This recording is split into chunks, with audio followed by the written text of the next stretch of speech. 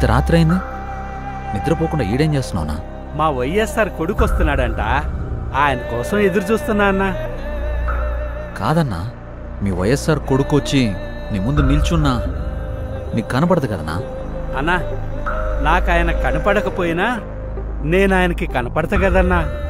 నాలాంటోళ్ళు ఆయన వెనకాలన్నామని తెలియడానికే నేను ఇక్కడ ఉన్నానన్నా.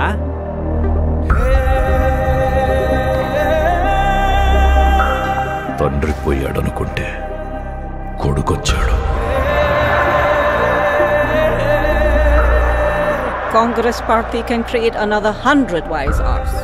Tell him, if he doesn't fall in line, the consequences will be very harsh.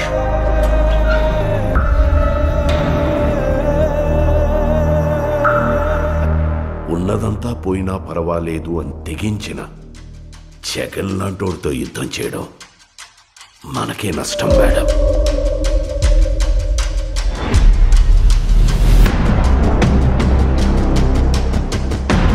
చరిత్రలో కని విని ఎరుగని రీతిలో అవినీతి చేశాడని అభియోగాలు మోపండి.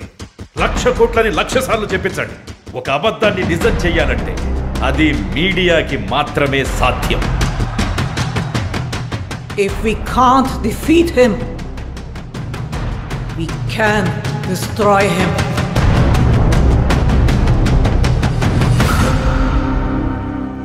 చరిత్ర నన్ను గుర్తుపెట్టుకుంటుందో లేదో నాకు అనవసరం అన్నా, కానీ ఒకవేళ గుర్తుపెట్టుకుంటే తండ్రి కోసం ఇచ్చిన మాట తప్పని కొడుకుగా మీరన్నా ఆ చరిత్ర గుర్తుపెట్టుకుంటే చాలన్నా.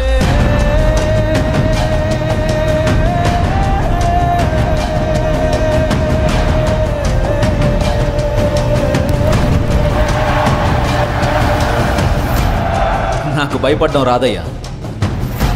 నేనేంటో, నా రాజకీయం ఏంటో మీకింకా అర్థం కాకపోవచ్చు, కానీ ఒక్కటి గుర్తుపెట్టుకోండి, నేను వైఎస్ రాజశేఖర్ రెడ్డి కొడుకుని.